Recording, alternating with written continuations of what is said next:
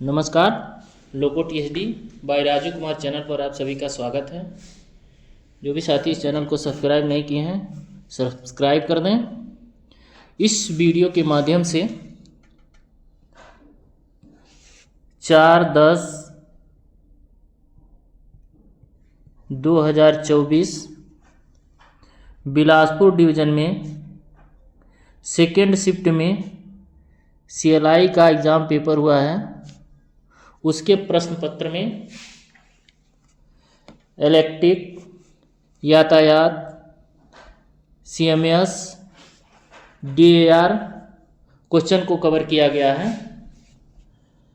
तो हम लोग देखते हैं सबसे पहले question number 1। Question number 1, WAG9 लोको में जब JTL को चालू किया जाता है तब ट्रैक्टिव फॉल्ट कितना तक सीमित हो जाता है। तो साथियों, जब WAG9 में JTL ऑन करने के बाद ट्रैक्टिव फॉल्ट 300 kN तक लिमिट हो जाता है। तो इसका आंसर हो जाएगा 300 न्यूटन।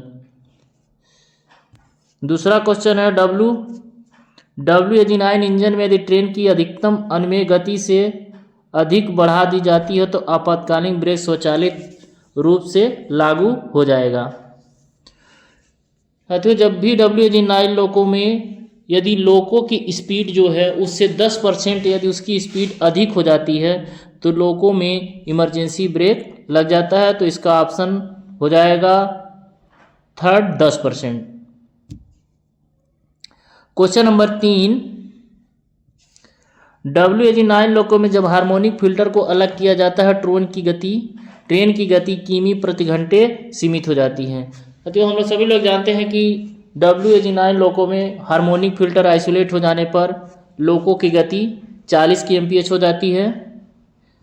यदि रोड परमिट करता है तो बोगी 1 को आइसोलेट करने के बाद हम नॉर्मल स्पीड से काम कर सकते हैं, अर्थात इसका ऑप्शन हो जाएगा 40 kmph। Question number 4, WAG9 engine में पोटेंशियल ट्रांसफार्मर रूप बार से जुड़ा होता है। तो पोटेंशियल ट्रांसफार्मर जिसे हम लोग PT बोलते हैं, ये लोको की छत पे लगा होता है। WAP7 या WAG9 में लोको पर रूफ बार 3 लगे होते हैं। 3 रूफ बार लगे होते हैं। ये बीच के रूफ बार से आपका PT जिसे हम पोटेंशियल ट्रांसफार्मर प्राइमरी ट्रांसफार्मर बोलते हैं उसी से एक कनेक्ट रहता है, यानी बीच के रूफ बार से ये जुड़ा रहता है पोटेंशियल ट्रांसफार्मर। पोटेंशियल ट्रांसफार्मर का काम क्या है? 25 kV सप्लाई को 200 वोल्ट AC में चेंज करना, अर्थात इसका सही ऑप्शन हो जाएगा मध्य बीच में। क्वेश्चन नंबर 5, WAG9 लोको में यदि हॉर्न काम नहीं कर रहा तो कौन से कॉक को खोलना चाहिए। साथियों, जैसा कि हम लोग कन्वेंशनल लोको में जानते हैं कि हॉर्न के cutout Kock E9 SA9 handle के नीचे जहां उसके डायरेक्शन कॉक लगे होते हैं वहां पर होता है, लेकिन WAG9 लोको में हॉर्न के कटआउट कॉक आपको SA9 हैंडल के नीचे एक बॉक्स है जिसे हम खोलते हैं, वहां पर 3 कॉक मिलते हैं, 2 हॉर्न के और एक वाइपर के। ये जो हॉर्न के कॉक होते हैं ये नीचे लगे होते हैं थोड़ा सा, और इसके ऊपर एक वाइपर का कॉक, अर्थात SA9 कॉक के नीचे के कॉक को हम खोलेंगे या बंद करेंगे यदि हॉर्न हमारा काम नहीं कर रहा है तो। क्वेश्चन नंबर 7, WAG9 इंजन में कितने हाइड्रोलिक डैम्पर लगे होते हैं। साथियों, WAG9 लोको में एक बोगी में यानी एक साइड में आपके 10 होते हैं, तो ये पूरे इंजन का पूछा है तो इसका ऑप्शन हो जाएगा 20।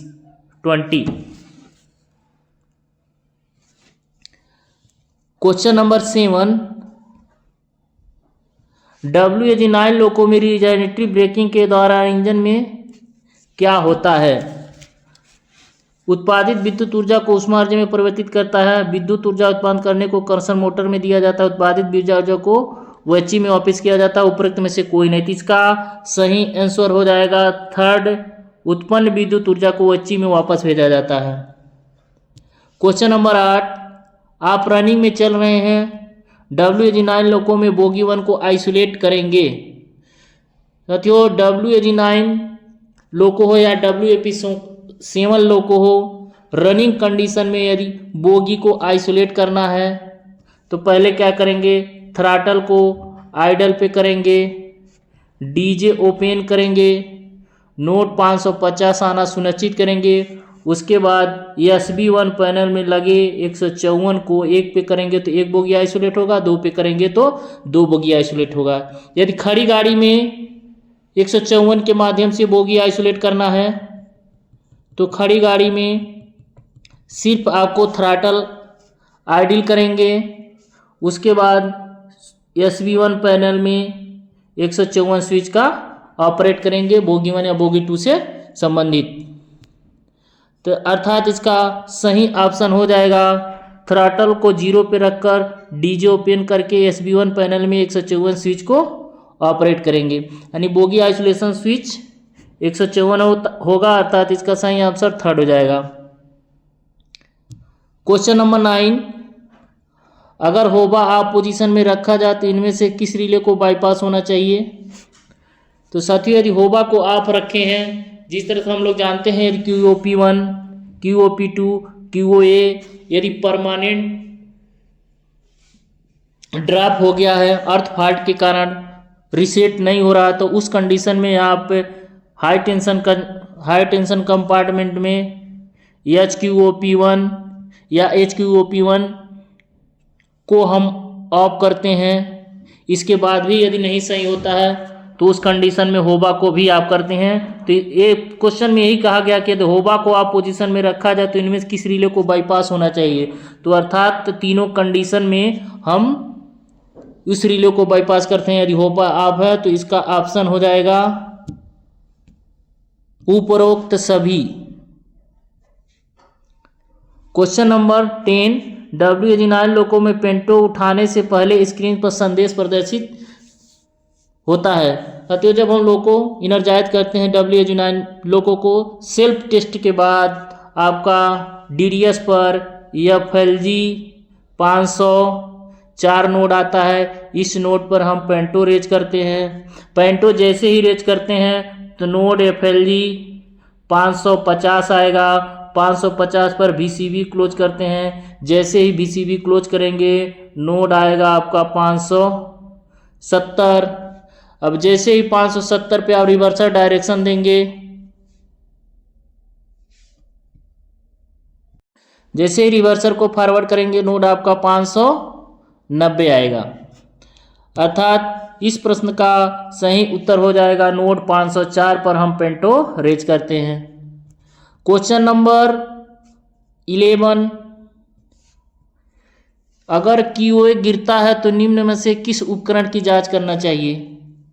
साथियों QOA आपका कन्वेंशनल लोको में जिसमें आर्नो लगे होते हैं उसमें लगा आपको ये रिले मिलेगा।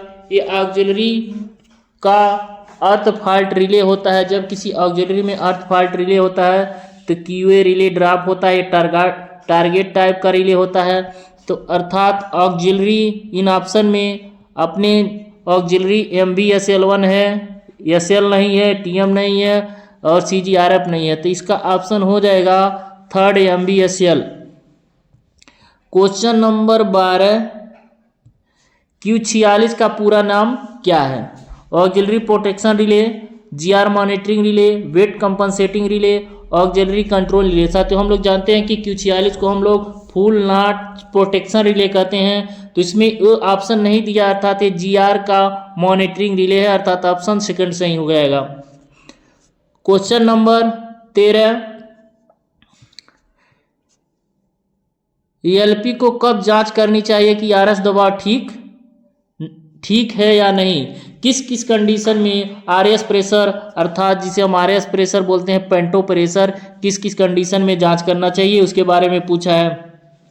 यदि ICDJ होता है तो इसके बारे में भी हम RS प्रेशर जांच करते हैं। न्यूट्रल सेक्शन के बाद यदि पेंटो डाउन हो गया या डीजे नहीं क्लोज होता उस कंडीशन में भी RS प्रेशर जांच करते हैं। ट्रबल शूटिंग के दौरान, समस्या निवारण के दौरान भी RS प्रेशर की जांच करते हैं, अर्थात इसका सही ऑप्शन हो जाएगा उपरोक्त सभी। क्वेश्चन नंबर 14, WAG9 इंजन में आप ट्रैक्शन लिंक से में क्या चेक कर सकते हैं। साथियों WG9 ये बोगी 1 या बोगी 2 के बीच में लगा रहता है ट्रैक्शन लिंक। तो ये पूछा है कि क्या चेक करते हैं, तो ट्रैक्शन लिंक में हम फ्लैंज बोल्ट को भी चेक करते हैं। ट्रैक्शन लिंक बार में दरार, कहीं दरार तो नहीं है।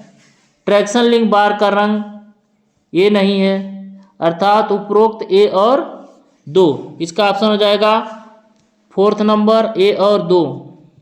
क्वेश्चन नंबर 15, यदि OHE वोल्टेज 19 kV से कम है तो LP क्या अनुभव करेगा। If OHE voltage below 19 kV then LP will experience, अर्थात ICDJ ऑपरेशन है TWAC नो टेंशन। यदि OHE वोल्टेज कम है तो LP द्वारा नो टेंशन का संकेत मिलेगा, no tension on line. Question number 16, यदि पॉकेट स्विच दबी स्थिति में रहता है तो LP क्या अनुभव करेगा। TLTA के साथ LSB का चमकना, RTE, TLTA के साथ LSB का बुझना, ऑपरेशन फर्स्ट। साथियों पाको स्विच इसके बारे में जानते हैं, जहां पर SMGR हैंडल जिसे हम ZSMGR हैंडल बोलते हैं, जहां पे हम SMGR हैंडल को लगा के 6 बजे के पोजीशन में लगा के 3 बजे की पोजीशन में निकालते हैं तो उसके नीचे एक स्विच रहता है, वो स्विच दबता है। जैसे कभी भी GR का मैनुअल कंट्रोल करना रहता है तो या तो आपका ZSMGR हैंडल कॉरिडोर में रखा रहता है या तो ZSMGR शाफ्ट में लगा मिलेगा।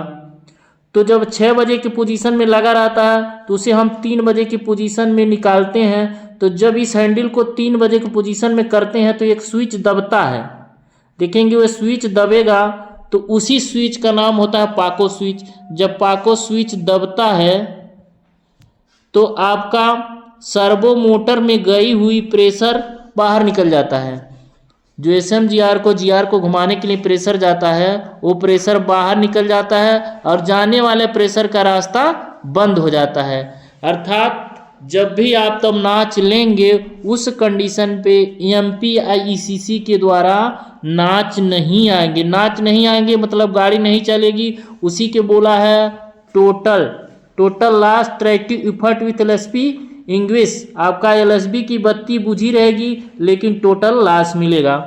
तो अर्थात पाको स्विच का एक काम है कि सर्वो मोटर को यानी GR को घुमाने वाला प्रेशर बाहर निकाल देता है तथा जाने वाले प्रेशर के रास्ता को बंद कर देता है। तो इसका ऑप्शन हो जाएगा 3rd। क्वेश्चन नंबर 17, WAG7 लोको में QD1 को प्रदान किया गया है। साथियों देखेंगे कि QD1 का कनेक्शन 2 और 3 से होता है, QD2 का कनेक्शन 4 और 5 से होता है। मोटर नंबर 2 और 3 से QD1 तथा QD2 मोटर नंबर 4 से 5 होता है। तो QD1 पूछा गया है तो इसका ऑप्शन हो जाएगा मोटर नंबर 2 और 3, यानी इसका ऑप्शन हो गया 3rd। क्वेश्चन नंबर 18, WAG7 लोको में स्टार्टिंग करंट कितना होता है। तो WAG7 में स्टार्टिंग करंट पूछा है 2 मिनट के लिए 1250, 2 मिनट के लिए 1300, 2 मिनट के लिए 1100, 2 मिनट के लिए 1350। तो साथियों WAG7 में 2 मिनट में 1300 एम्पियर होता है, 2 मिनट में 1300 एम्पियर होता है। यदि WAG5 लोको है तो 2 मिनट के लिए 1100 एम्पियर, WAP4 है तो 2 मिनट के लिए 1250 एम्पियर करंट लेता है। कंटिन्यूअस करंट WAG7 या WAP4 या WAG7 में कंटिन्यूअस करंट 900 एम्पियर हो जाता है और WAG5 लोको में कंटिन्यूअस करंट आपका 750 एम्पियर।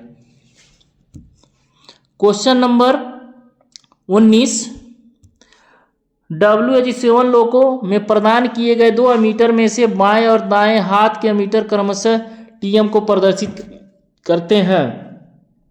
ये आपका हो जाएगा मोटर नंबर 3 और 4। मोटर नंबर 3 और 4 को प्रदर्शित करते हैं, तो इसका सही आंसर हो जाएगा 3rd। साथियों, हम कन्वेंशनल लोको में जो आपका वोल्टमीटर होता है उसको हम U से प्रदर्शित करते हैं, U1 और U2 से, और जो आपका अमीटर होता है उसे A से प्रदर्शित करते हैं। तो U1 आपका U1 वोल्टेज TM1 से जुड़ा रहता है, U2 TM2 से जुड़ा रहता है, A3 आपका TM3 से जुड़ा रहता है, A4 आपका TM4 से जुड़ा रहता है, और U5 और U6 मोटर नंबर 5 और 6 से जुड़े रहते हैं। यानी सभी का कनेक्शन एक एक किससे होता है? TM1 वोल्टमीटर से, TM2 वोल्टमीटर से, TM3 अमीटर से, TM4 अमीटर से, TM5 वोल्टमीटर से और TM6 वोल्टमीटर से। यानी 4 वोल्टमीटर और 2 अमीटर होते हैं। तो ऑप्शन इसका सही हो जाएगा मोटर नंबर 3 और 4। क्वेश्चन नंबर 20, मल्टीपल लोको में अनुगामी लोको में C3W DB को किस स्थिति में रखा जाता है? तो साथियों, मल्टीपल लोको है, ये ट्रेलिंग लोको है। मल्टीपल में ट्रेलिंग लोको में DB सर्विस में नहीं रहता है, क्योंकि जब भी कोएक्शन काम करता है तो लीडिंग लोको के EMR और BC जो पाइप जुड़ा रहता है, BC के थ्रू F1 सेलेक्टर के through additional C2 relay valve के थ्रू लोको में कोएक्शन और लोको ब्रेक दोनों काम करता है। अर्थात ट्रेलिंग लोको में DB आइसोलेट कंडीशन में रहता है। इसका ऑप्शन हो जाएगा A। क्वेश्चन नंबर 21, WH9 लोको में BCD आइसोलेशन स्विच की संख्या और स्थान क्या है? यानी BCD आइसोलेशन स्विच का नंबर पूछा है, तो BCD आइसोलेशन स्विच 237.1 होता है, ये SB1 पैनल में लगा होता है। तो ऑप्शन इसका सही आंसर हो जाएगा 237.1 SB1 पैनल में। क्वेश्चन नंबर 22,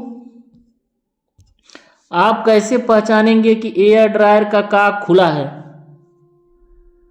तो काक पाइप के समांतर होने पर, काक पाइप के ऊर्ध्वाधर होने पर, काक के निचले पक्ष में होने पर, काक ऊपरी तरफ होने से। साथियों, एयर ड्रायर में आप देखेंगे कि यदि काक पाइप के पैरेलल है तो काक खुला कंडीशन में, तो इसका ऑप्शन ये हो जाएगा। नेक्स्ट 23, WH9 लोको में पार्किंग ब्रेक लगता है। तो WH9 लोको में पार्किंग ब्रेक आपका 2, 6, 7, 11 व्हील पे लगता है, तो इसका ऑप्शन हो जाएगा 26, 7, 11। यदि WAP5 लोको है तो इसका लगता है 1, 4, 5, 8 पर। क्वेश्चन नंबर 24, WH9 लोको में पार्किंग ब्रेक लगाने के लिए किस स्विच की आवश्यकता पड़ती है? तो आपका WH9 में पार्किंग ब्रेक लगाने वाला पुश बटन होता है, जो एक होता है PBBP। इसका ऑप्शन हो जाएगा A, PBBP। क्वेश्चन नंबर 25, पेंटू उठी स्थिति में होता है तो डीजे खुली स्थिति में होता है, तो छत के उपकरण में पेंटू उठी स्थिति में होता है और डीजे खुली स्थिति में है, तो छत के उपकरण को सर्ज वोल्टेज से बचाता है। तो लोगों के छत पे देखेंगे कि सर्ज अरेस्टर लगे होते हैं, ET1, ET2। कन्वेंशनल लोको में ET1 210 mm तथा एक 90 mm का गैप होता है। यदि आपका 3 फेज लोको है तो गैप लेस सर्ज अरेस्टर लगा होता है। तो ET1 किसकी सुरक्षा करता है? ET1 आपका पेंटो की सुरक्षा करता है और रूफ बार की सुरक्षा करता है, लेकिन ET2 आपका ट्रांसफार्मर की सुरक्षा करता है। तो पेंटो रेज है तो रूफ बार तक सप्लाई आएगी, तथा पेंटो यानी रूफ बार और पेंटो की सुरक्षा ET1, तथा यदि डीजे क्लोज है नहीं क्लोज है तो ET2 BCB के बाद लगा होता है। इसका एक सर्किट देखते हैं, इस तरह से बना होता है। ये पेंटो है, ये VCB है, ये आपका ET1 यहाँ लगा है और ET2 यहाँ लगा है। यानी पेंटो रेज है, VCB खुली है तो छप की उनको सर्ज वोल्टेज से कौन बचाएगा? ET1। इसका ऑप्शन हो जाएगा third, ET1। Question number 26, WG9 loco में स्क्रीन पर प्रदर्शित संदेश को स्वीकार करने के लिए किस स्विच को दबाते हैं? To acknowledge the fault message display the screen of WG9 loco switch needle in the passage. यानी फॉल्ट को एक्नॉलेज करने वाला बटन कौन है? BPFA। Question number 27, WG9 loco में विजिलेंस को रीसेट करने के लिए किस स्विच को दबाते हैं? विजिलेंस को रीसेट करने वाला स्विच होता है BPBR, या इसका ऑप्शन हो जाएगा third, BPBR। Question number 28,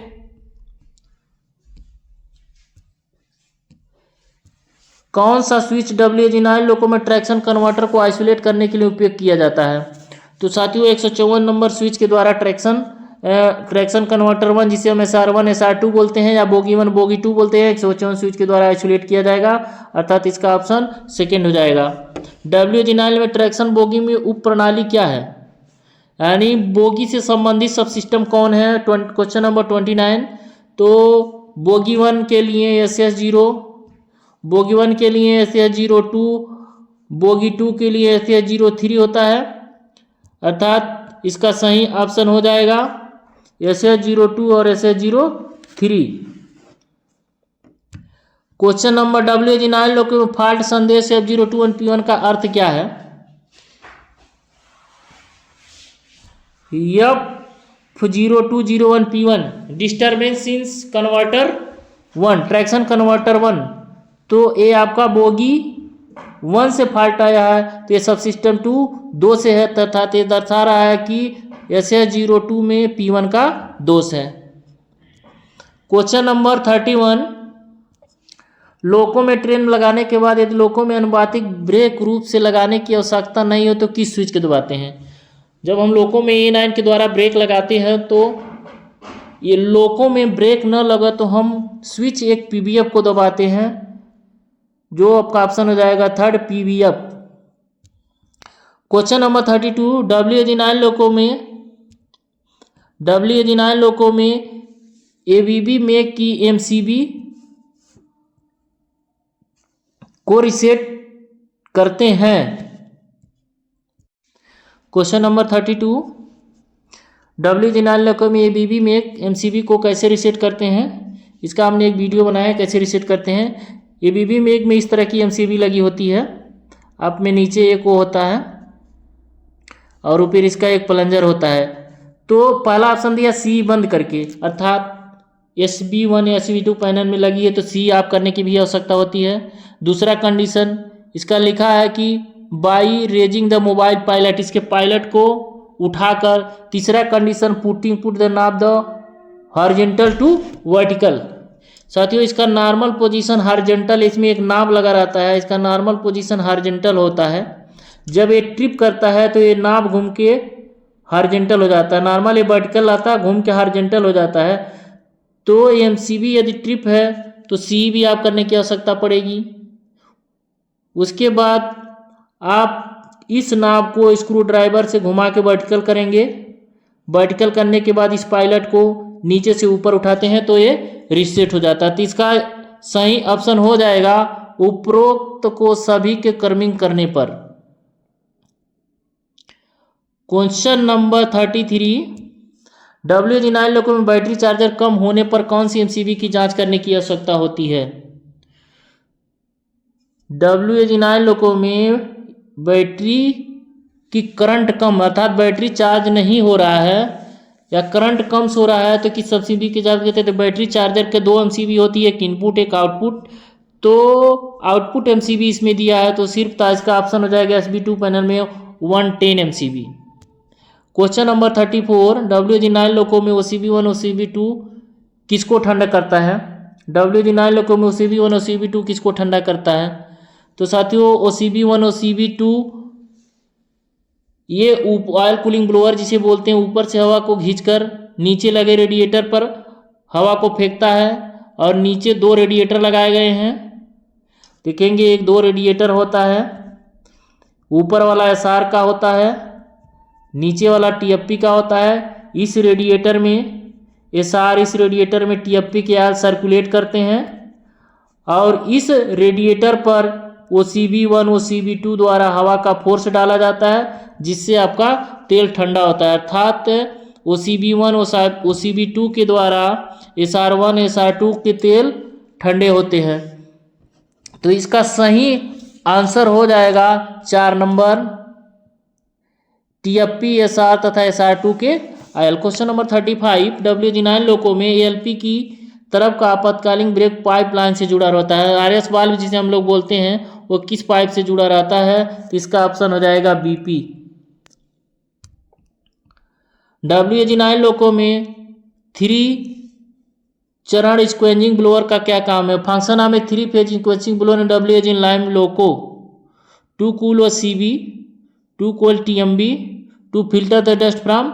3 phase के जो आपका TMB जिसे हम बोलते हैं कि ट्रैक्शन मोटर ब्लोअर के स्क्वेंजिंग ब्लोअर, ये OCB तथा TMB जो हवा खींचते हैं उसके दोनों में कॉमन किया गया है कि यदि बाहर से कोई धूल या कण आता है तो इस स्क्वेंजिंग के ब्लोअर द्वारा OCB या TMB में जो भी डस्ट आता है उसको ये छान देता है इसका स्क्वेंजिंग ब्लोअर। इसीलिए पूछा है 3 फेज स्क्वेंजिंग ब्लोअर का काम। तो ऑप्शन हो जाएगा 4th, to filter dust from ear या OCB1 या TMB1। Question number 37, WG9 loco में बर 2 किसको आपूर्ति सप्लाई देता है? तो साथियों बर 2 से सप्लाई, यदि बर 2 है तो बर 2 से supply TMB1 and 2, TFP1 and 2, SR1 and SR2 इन सभी को सप्लाई जाता है। तो इसका ऑप्शन हो जाएगा 4th, उपरोक्त सभी, ऑल ऑफ एबव। ये TMB1, TFP1, SR2 के उपरोक्त सभी इसका answer. Question number 38, WG9 loco में बर 1 किस प्रणाली से संबंधित है? WG9 लोको में बर 1 किस उप प्रणाली से संबंधित है? तो साथियों देखेंगे 3 फेज लोको में SS06, SS07, SS08 ये आपका ऑक्सिलरी कन्वर्टर 1 अर्थात बर 1 से, SS07 बर 2 से, SS08 बर 3 से। तो आपका सही आंसर हो जाएगा क्वेश्चन नंबर, प्रश्न हो जाएगा SS06। जब हार्मोनिक फिल्टर आइसोलेट होता है तो WG9 लोको में गति कितना तक सीमित हो जाती है? जब भी कोई हार्मोनिक WAP7 WG9 लोको में हार्मोनिक फिल्टर आइसोलेट हो जाएगा तो लोको की गति 40 kmph तक सीमित हो जाएगा। इसका ऑप्शन हो जाएगा 2 number. Question number 40, WG9 loco में बैटरी का मेन MCB क्या होता है? तो साथियों WG9 लोको में बैटरी का मेन MCB 112 होता है। तो इसका ऑप्शन हो जाएगा 112। ये बैटरी नंबर 1 से जुड़ा रहता है जिसे हम लोग आजकल बैटरी नंबर बॉक्स नंबर 2 बोलते हैं। चलिए बॉक्स नंबर 2 नहीं, एक ही रहता है क्योंकि उस बॉक्स में आपका बैटरी 1 ही रखा जाता है जो कि 112 से जुड़ा रहता है। क्वेश्चन नंबर 41, WG9 में MCB 110 112 पॉइंट किस स्थान में रहता है? तो MCB 110 112 पॉइंट आपका SB2 पैनल में मिलेगा। ये साथियों इसका सही आंसर हो जाएगा SB2 panel. Question number 42, WG9 loco में BA वोल्टेज 82 वोल्ट हो जाता है तो स्क्रीन पर कौन सा फॉल्ट मैसेज आता है? तो साथियों जैसे ही यदि 82 वोल्ट बैटरी को आएगा P1 संदेश के साथ आपका लोको शट डाउन हो जाएगा। तो इसका ऑप्शन हो जाएगा 1 नंबर, P1 संदेश लोको बंद हो जाएगा। In message for the loco the shut down.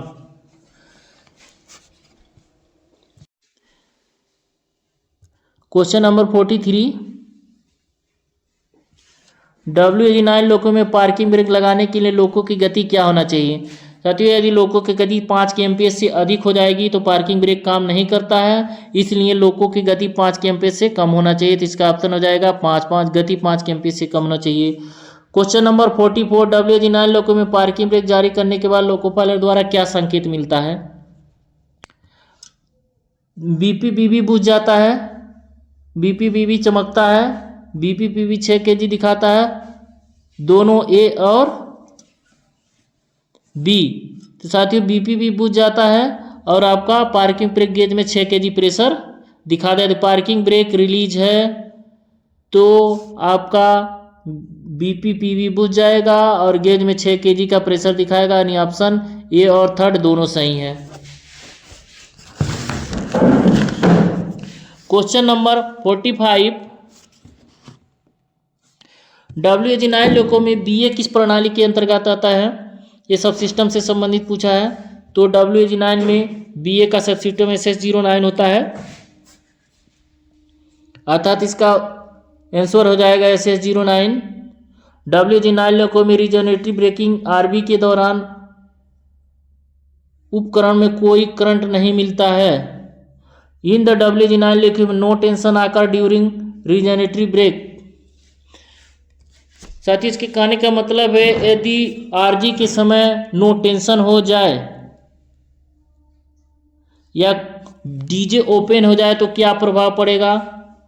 तो इसका ऑप्शन हो जाएगा लोको ब्रेक लागू हो जाएगा, बीपी गिर जाएगा, पॉइंटर उतर जाएगा, आरबी प्रभाव सेवा में रहेगा तथा लोको ब्रेक अप्लाई हो जाता है। तो यदि सीसीबी इसमें यदि E70 ब्रेक है, आरजी का प्रयोग कर रहे हैं तो ब्लेंडिंग वाल्व के द्वारा लोको ब्रेक लग जाता है।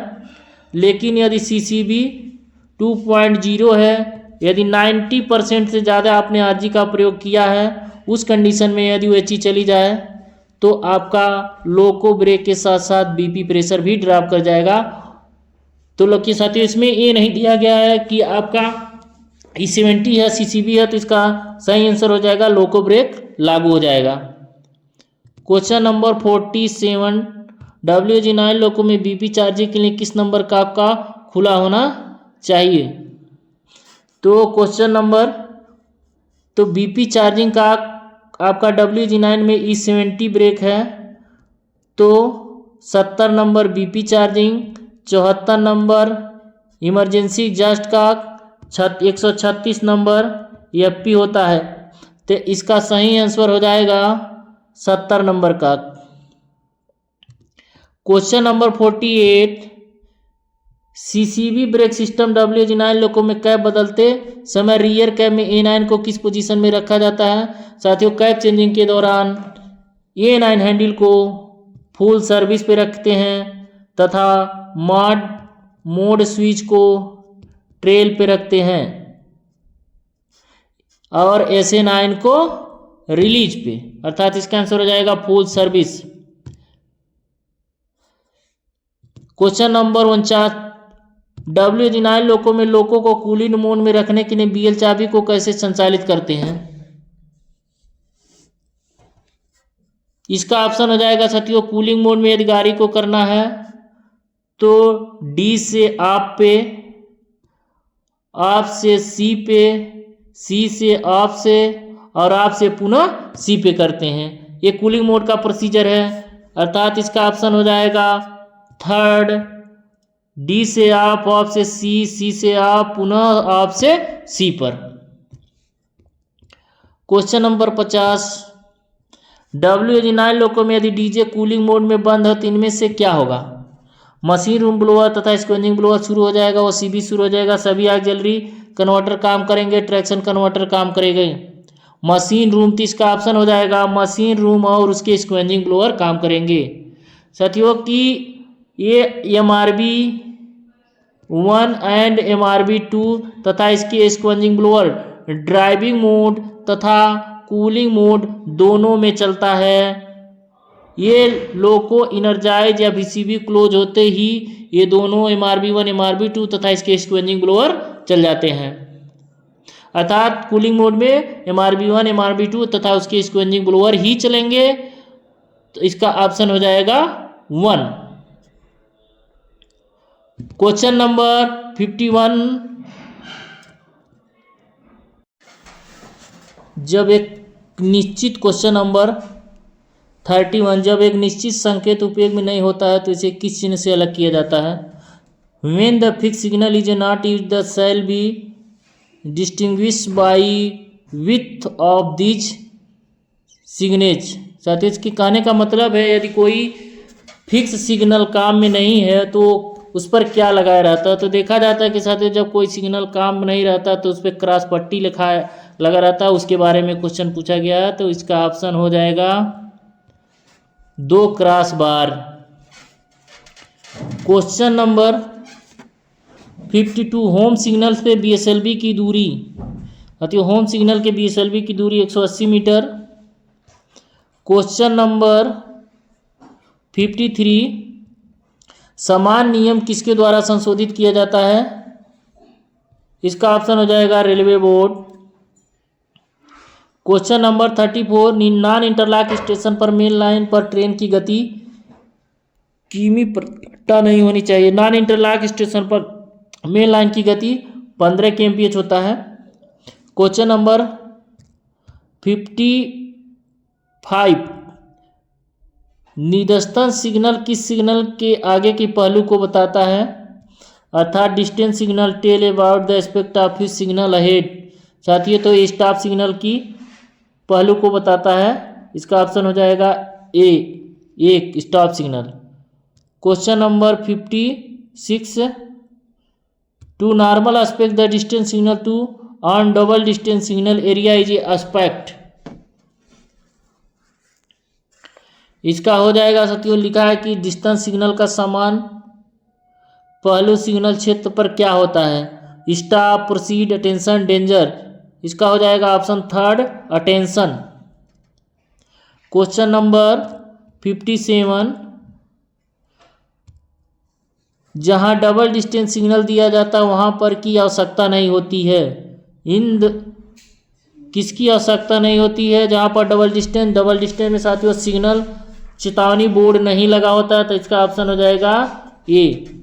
डबल डिस्टेंस में आपको एक होम मिलेगा, होम के बाद एक इनर डिस्टेंस मिलेगा, इनर डिस्टेंस के बाद एक डिस्टेंस मिलता है और आउटर जो सबसे बाहरी डिस्टेंस होता है उस पर काला या पीले रंग से पट्टियाँ लगी होती हैं, अर्थात इसमें सिग्नल साइटिंग बोर्ड नहीं मिलेंगे।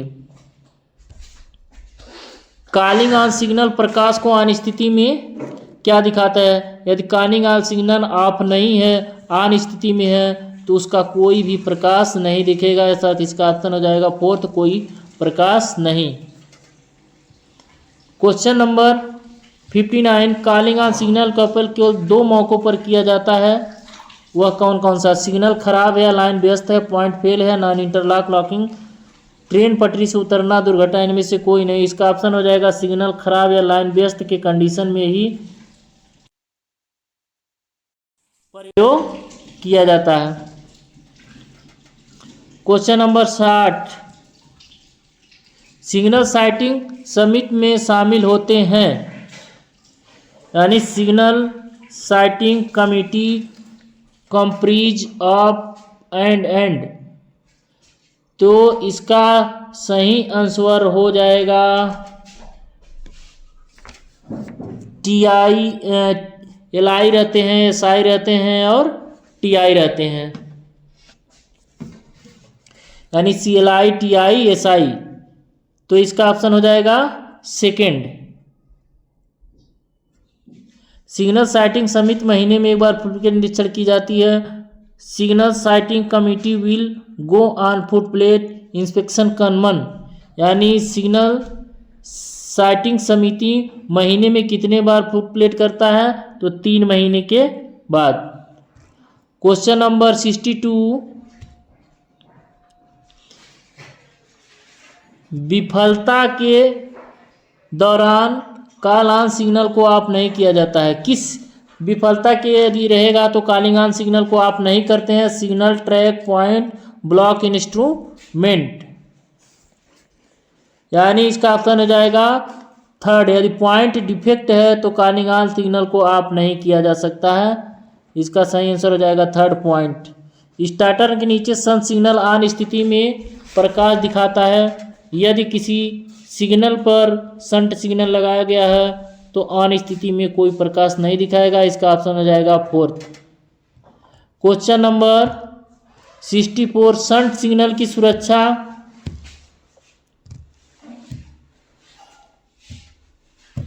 शंट सिग्नल की सुरक्षा करता है, अर्थात शंट सिग्नल किसकी सुरक्षा करता है? तो इसका आंसर हो जाएगा point option A. IB signal में सुविधा होगी फोन सुविधा, कॉलिंग सिग्नल, एक्सेल काउंटर, उपरोक्त सभी, अर्थात आईबी सिग्नल में फ़ोन की सुविधा होती है। ऑप्शन हो जाएगा ए। क्वेश्चन नंबर 66, पावर ब्लॉक के दौरान लोको में ट्रेन की चलाने की अनुमति नहीं है। साथियों, जब भी इलेक्ट्रिक में पावर ब्लॉक लिया जाता है तो केवल डीजल गाड़ियाँ चलाई जाती हैं की अनुमति है, तो उसमें केवल आपको डीजल गाड़ी चलेगी। ऑप्शन हो जाएगा 4। एक डेटोनेटर समान जीवन काल कितना होता है? एक पटाखे का समान जीवन काल आपका 5 वर्ष होता है, तो ऑप्शन इसका हो जाएगा 5 वर्ष। डेटोनेटर को खाली बैगन को किमी प्रति घंटे से चलाकर किया जाता है। यदि डेटोनेटर की परीक्षण किया जाता है तो 8 kmph की प्रति घंटा से चलाया जाता है। क्वेश्चन नंबर 69, यदि कोई भी सिग्नल पॉइंट ट्रैक उपकरण खराब होता है तो एसएम को एक प्रविष्टि करनी होती है, वो आपका SWR, PN, TSR, TN वो TSR में प्रविष्टि करता है। पूर्व चेतावनी में दिए जाने वाले प्राधिकार क्या होता है? जो साथियों पहले से कोई जैसे होम सिग्नल खराब है और पहले से किसी स्टेशन से अथॉरिटी दी जाती है, OT 3691 होता है। गेट कम डिस्टेंस सिग्नल की दूरी पर स्थित गेट से पहले मीटर कितने मीटर के पहले लगा होता है? यदि गेट कम डिस्टेंस हो तो वह LC यानी गेट से लेवल क्रॉसिंग से 180 मीटर पहले लगा होता है। जब कोई सिग्नल नया खड़ा या स्थानांतरित किया जाता है तो कासन ऑर्डर सावधानी आदेश होता है। जब भी कोई नया सिग्नल लगाया जाता है तो 90 दिन तक कासन दिया जाता है, अर्थात इसका ऑप्शन हो जाएगा 90, 4th। क्वेश्चन नंबर 73, पूरी तरह से स्वचालित स्टॉप सिग्नल की पहचान बोर्ड द्वारा की जाती है, यानी A marker, S marker, P marker, A marker, C marker, अर्थात उस पर ए मार्कर लगा होता है। G&SR के अनुसार ट्रेनें की आवाजाही में नियंत्रित करने के लिए उपयोग में किए जाने वाले सिग्नल क्या हैं? कौन कौन से सिग्नल होते हैं? Fix signal, hand signal, detonating and flare signal, उपरोक्त सभी सिग्नलों का प्रयोग किया जाता है, अर्थात इसका सही आंसर हो जाएगा उपरोक्त सभी। क्वेश्चन नंबर 75, कैश शार्डिंग का उद्देश्य निम्न में से किसकी रक्षा करता है? कैश शार्डिंग स्टेशन सेक्शन की रक्षा करता है। 75, कैश शार्डिंग स्टेशन सेक्शन की रक्षा करता है और स्लीप शार्डिंग ब्लॉक सेक्शन की रक्षा करता है। 2 शार्डिंग होता है, कैश शार्डिंग स्टेशन सेक्शन और स्लीप शार्डिंग। यदि स्लीप शार्डिंग है तो ब्लॉक सेक्शन की रक्षा करता है। क्वेश्चन नंबर 76, यदि चलने के दौरान लोको का स्पीडोमीटर खराब हो जाए तो ट्रेन को क्रू चेंजिंग पॉइंट तक कितने MPS में कमी के साथ चलाना चाहिए? यदि स्पीडोमीटर खराब हो जाता है तो ट्रेन की स्पीड 10% कम करके क्रू चेंजिंग पॉइंट तक चलाया जा सकता है। क्वेश्चन नंबर 77, हैंड सिग्नल के दौरान अधिकतम गति कितनी होती है? हैंड सिग्नल की अधिकतम गति 5 kmph होती है। दुर्घटना नियमावली के अनुसार स्पैड को किस दुर्घटना के अंतर्गत वर्गीकृत किया गया है? साथियों, ट्रेन, यार्ड, इंडिकेटिव, इनमें से कोई नहीं। स्पैड की घटना को सांकेतिक दुर्घटना में शामिल किया गया है, तो अर्थात इंडिकेटिव हो जाएगा। क्वेश्चन नंबर 79, BPC रेक की BPC वैधता कितनी होती है? CC रेक की BPC की वैधता साथियों 35 या 75,000 किलोमीटर होता है।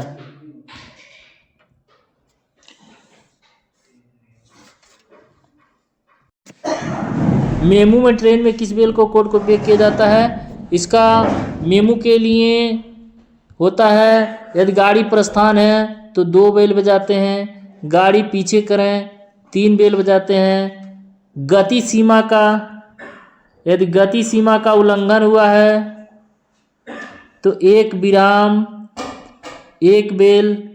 गति सीमा यानी जो समाप्त हो गई है उसमें 2 बेल विराम 2 बेल का यूज करते हैं, अर्थात इसका ऑप्शन हो जाएगा, सही आंसर हो जाएगा 2 5 2 बेल।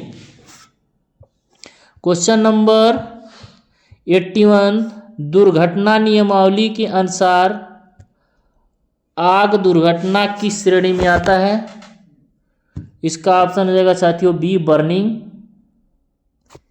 दुर्घटना नियमावली के अनुसार ART को चालू करने का लक्ष्य समय दिन में मिनट और रात में कितना मिनट होता है? तो दिन में साथियों 30 मिनट और रात में 45 मिनट, अर्थात इसका सही ऑप्शन हो जाएगा 1, 30 मिनट और 45 मिनट। क्वेश्चन नंबर 83, SWR में क्या शामिल है? अनुगामी कार्य, स्टेशन कार्य, सुरक्षा कार्य, रिमोट कंट्रोल कार्य। स्टेशन से संबंधित कार्य यानी इसका सही ऑप्शन हो जाएगा सेकेंड, स्टेशन कार्य नियम, स्टेशन वर्किंग रूल। विद्युत आग किस क्लास में आती है? विद्युत आग किस क्लास में आती है? इस क्वेश्चन का ऑप्शन कंफर्म नहीं है। कृपया कमेंट में जो भी इस क्वेश्चन को आंसर जाने उसको लिखें। हमारे अनुमान से इस क्वेश्चन का आंसर बी होना चाहिए। तटस्थ अनुभाग न्यूट्रल सेक्शन स्थान से चेतावनी बोर्ड की दूरी क्या होती है? साथियों न्यूट्रल सेक्शन का जो बोर्ड लगा होता है वो 500 मीटर, उसके बाद 250 मीटर होता है, ऑप्शन सेकेंड हो जाएगा। क्वेश्चन नंबर, क्रू ग्रेडिंग करने की अनुमति किसकी होती है? साथियों CMS पर या जो लोको पायलट है, लोको पायलट के क्रू ग्रेडिंग करते हैं हमारे CLI होते हैं, अर्थात इसका ऑप्शन सेकेंड हो जाएगा CLI। MRT के लिए मॉक ड्रिल एक बार में आयोजित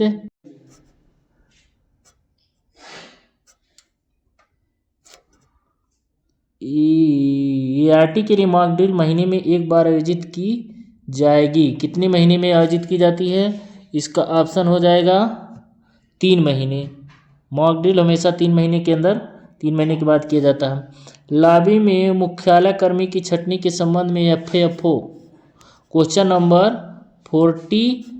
88, क्वेश्चन नंबर 88, लॉबी में मुख्यालय कर्मी दल की छटनी के संबंध में FAFO क्या है?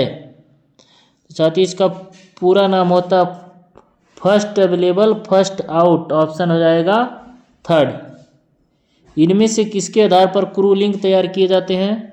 स्वीकृत क्षमता, लोको लिंक, समय कार्य समय सारणी, रेक लिंक, अर्थात वर्किंग टाइम टेबल। इसका आंसर हो जाएगा वर्किंग टाइम टेबल, कार्य समय सारणी। क्वेश्चन नंबर 90, रनिंग स्टाफ की समीक्षा करने की अवधि कितनी होती है? साथियों रनिंग स्टाफ की समीक्षा करने के लिए 6 महीने होते हैं। DP, how do loco working in DPWCAT mode communicate with each other? साथियों DP distribute power wireless control system होता है, ये थ्रो रेडियो फ्रीक्वेंसी के थ्रू काम करता है, अर्थात इसका ऑप्शन हो जाएगा second, throw radio frequency. Question number 92, HOIR के अनुसार इंसेटिव एम्प्लॉयमेंट के लिए मानक घंटे क्या होते हैं? तो साथियों ये होता है 48 घंटे प्रति सप्ताह।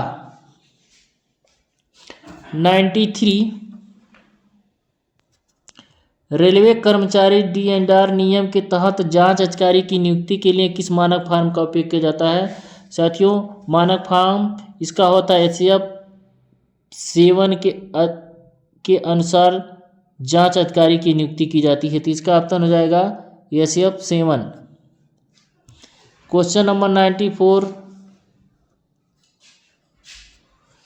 जब एक रेल कर्मचारी को निलंबन के तहत रखा जाता है, लेकिन केवल एक मामूली जुर्माना लगाया जाता है तो निलंबन कार्य अवधि को माना जाएगा। अर्थात निलंबन के दौरान भी कार्य की अवधि ड्यूटी माना जाता है। इसका ऑप्शन हो जाएगा थर्ड। क्वेश्चन नंबर, निलंबन के दौरान रनिंग स्टाफ को किस प्रकार के भत्ते के लिए पात्र होते हैं? निर्वहन भत्ता, औसत चलने वाला भत्ता, अर्थात ऑप्शन निर्वहन भत्ता और औसत चलने वाला भत्ता। इसका ऑप्शन सही हो जाएगा थर्ड, 1 और 2। रेल सेवा D&A नियम इनमें से किस पर लागू नहीं होता है? क्वेश्चन नंबर 96, रेल सेवा में railway service D&A rule not applicable to. अखिल भारतीय सेवा में कोई सदस्य इस पे भी नहीं लागू होता है। RPF कर्मी हो, इस पे नहीं लागू होता है। आकस्मिक रोजगार या तैनात की गई व्यक्ति पे, अर्थात इसका आंसर हो जाएगा उपरोक्त सभी। इन सभी पे भी D&R नियम लागू नहीं होते हैं। D&A DR। Question number 97, D&A नियमों के अनुसार जांच अधिकारी अपने कार्यों को निम्नलिखित में से किसे सौंप सकता है? साथियों, इसका आंसर नहीं पता है। जो भी इसके आंसर जाए कमेंट में जरूर लिखें। क्वेश्चन नंबर 98, डिम्स सस्पेंशन का आदेश जारी करने के लिए कौन सा मानक फॉर्म का प्रयोग किया जाता है?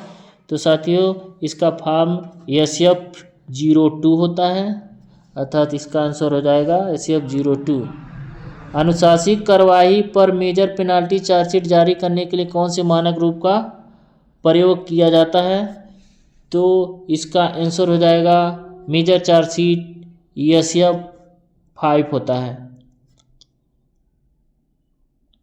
क्वेश्चन नंबर 100, SECR में कितने सेट मेमो के रेखो? साथियों, ये क्वेश्चन का आंसर नहीं पता है। इस आंसर का जो भी आंसर जिसको पता हो कमेंट में जरूर लिखें। धन्यवाद साथियों।